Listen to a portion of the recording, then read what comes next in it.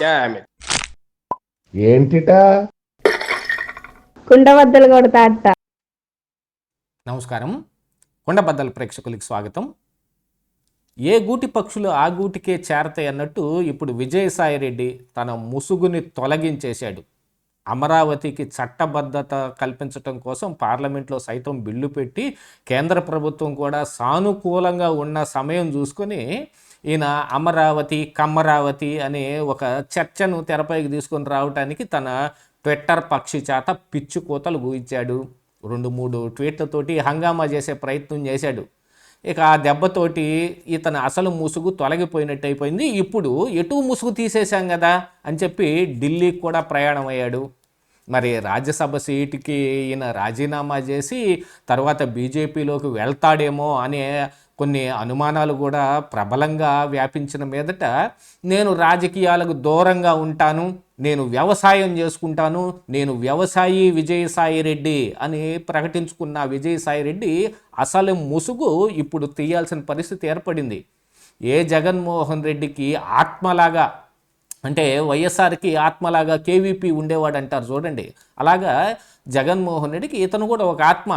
కట్ట జగన్మోహన్ రెడ్డితోటే శ్మశానానికి చేరాలన్నట్టుగా వీళ్ళు ప్రవర్తించేవాళ్ళు గతంలో. అలాంటి వాళ్ళు ఒక్క ఉదుటని జగన్మోహన్ రెడ్డిని వదిలేశాడంటే ఎవరైనా నమ్ముతారా? కాకపోతే కొన్నాళ్ళుగా దూరంగా ఉంటున్నాడు కాబట్టి మళ్ళీ ఎప్పుడు ఇతను రంగప్రవేశం చేస్తాడా అని చూస్తుంటే ఆయనకి అమరావతితోటి మళ్ళీ రంగప్రవేశం చేయడానికి ఒక అవకాశం దొరికింది. మళ్ళీ జగన్మోహన్ రెడ్డి ఈ మావిగన్ అనే పేరుతోటి కొత్తగా ఏదో ఒక రాజధాని ప్రపోజల్ తీసుకొని రావటం, 3 రాజధానులు ఏ తొంగలో దొక్కేసినా ఇప్పుడు మళ్ళీ 3 ఊళ్ళతోటి రాజధాని. మరి ఏమో ఆ 3 పెట్టుకుంటాం అని వాళ్ళు ఎందుకు అనుకుంటారో తెలియదు. గతంలో పెద్దిరెడ్డి రామచంద్రారెడ్డి 3 కాకపోతే 33 పెట్టుకుంటామయ్యా అన్నాడు. అదేదో మాట వరుసకు వచ్చిన మాట అనుకున్నారు, కానీ ఇప్పుడు 33 తీసుకొచ్చేటట్టున్నాడు జగన్మోహన్ రెడ్డి. 33 రాజధానుల ప్రతిపాదనలు ఉన్నాయి నాకు తెలిసి జగన్మోహన్ రెడ్డి దగ్గర. అందుకనే పెద్దిరెడ్డి కూడా ఆ రోజు ఆ మాట అంది. సరే, ఇప్పుడు కొత్తగా ఈ ఒక రాజధానిని తీసుకొచ్చిన ప్రపోజల్ పెట్టినా మరి అమరావతి చట్టబద్ధత ఏం ఆగేది కాదు. ఆల్రెడీ అమరావతి ప్రాంతంలో అంబరాలను అంటుతూ ఉన్నాయి.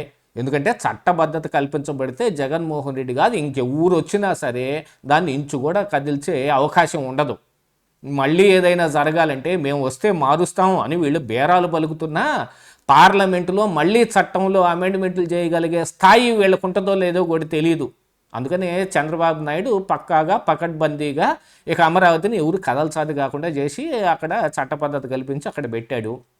ఇక ప్రజల్లో ఒక అన్రెస్ట్ క్రియేట్ చేయటానికో లేదు అమరావతిలో పెట్టుబడులు పెట్టడానికి వచ్చే వాళ్ళని మళ్ళీ ఒక భయభ్రాంతులకు గురి చేయడానికి జగన్మోహన్ రెడ్డి కొత్త ప్రపోజల్ పెడితే ఇప్పుడు దానికి అనుగుణంగా విజయసాయిరెడ్డి కూడా ఢిల్లీలో మంత్రాంగం చేయడానికి బయలుదేరాడు.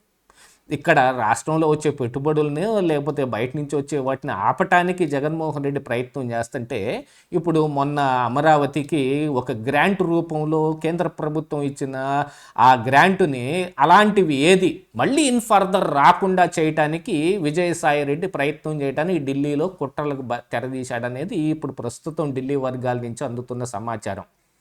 విజయసాయిరెడ్డిని బీజేపీలోకి వెళ్లకుండా చంద్రబాబు నాయుడే అడ్డుకున్నాడు అనే ఒక దుగ్ధ అయితే ఇప్పుడు విజయసాయిరెడ్డిలో ఉంది.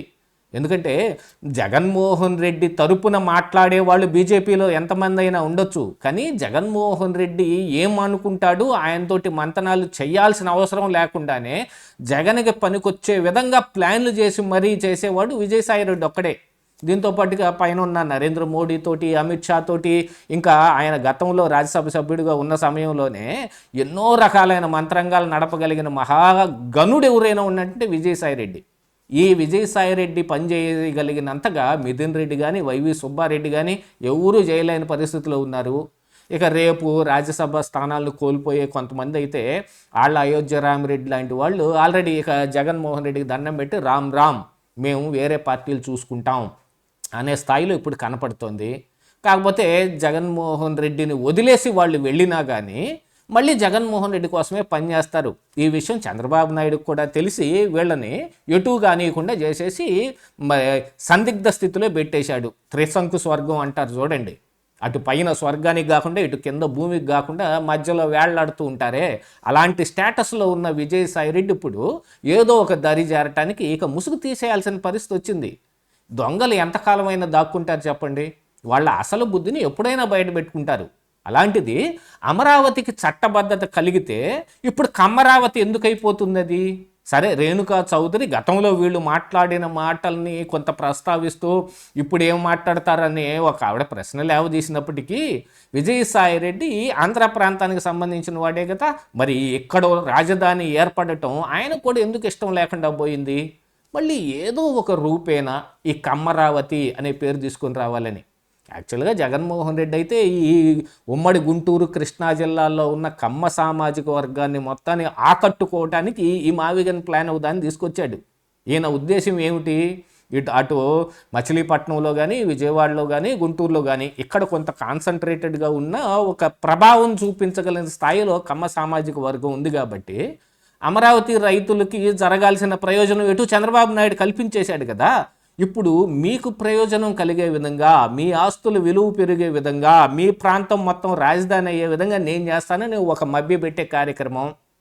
గతంలో కాపులను కూడా ఇలాగనే ఆకట్టుకోవటానికి కొన్ని మాటలు, మరి ఆ తర్వాత నేనేం చేస్తానో, వీళ్ళు అసలు కాపులు నా వైపు వస్తారో రారో అనే ఒక సందిగ్ధంలో మరికొన్ని మాటలు, ఇవన్నీ జగన్మోహన్ రెడ్డి మాట్లాడాడు. కానీ ఇప్పుడు ఏ మాటలు మాట్లాడినా, మావిగన్ అననివ్వండి, ఆ అమరావతి అననివ్వండి, లేకపోతే 3 రాజధానులు అననివ్వండి, ఏదైనా సరే జగన్ అనుకున్నది అయితే ఖచ్చితంగా జరగదు. చంద్రబాబు నాయుడు చెప్పిందే జరగబోతుంది. అమరావతి ఫిక్సే. ఇక దాన్ని కదల్చగలిగిన మహాగణుడు ఎవడు ఉండడు. కాకపోతే ఇప్పుడు అమరావతిని స్లో డౌన్ చెయ్యాలి అనేది ఒక సరికొత్త ప్లాను.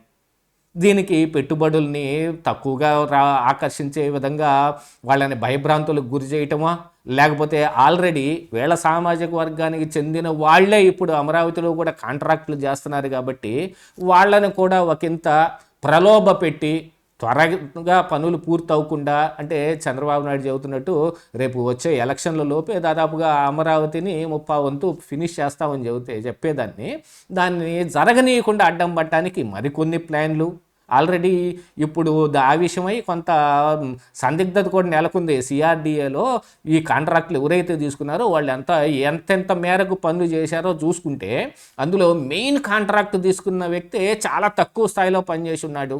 ఆ కంపెనీ చాలా తక్కువ స్థాయిలో పనులు జరుగుతూ ఉన్నాయి వాటిల్లో. అలాంటి వాళ్ళందరినీ ప్రభావితం చేయటం ఇక్కడ జగన్మోహన్ రెడ్డి అయితే ఢిల్లీ వైపు నుంచిగా అమరావతికి సహాయం అందకుండా చేయడానికి ఇప్పుడు ఢిల్లీలో చక్రం తిప్పుతానని విజయసాయిరెడ్డి బయలుదేరాడట. మరి ఇక ఇప్పటికి కొంత ముసుగే తీసినట్టయింది. ఇక మొత్తం ముసుగు ఎప్పుడు తీస్తాడో, జగన్ని అమాంతం ఎప్పుడు ఆటేసుకుంటాడో చూడాల్సిన అవసరం ఉంది. ఇదే ఈరోజు కుండబద్దలు.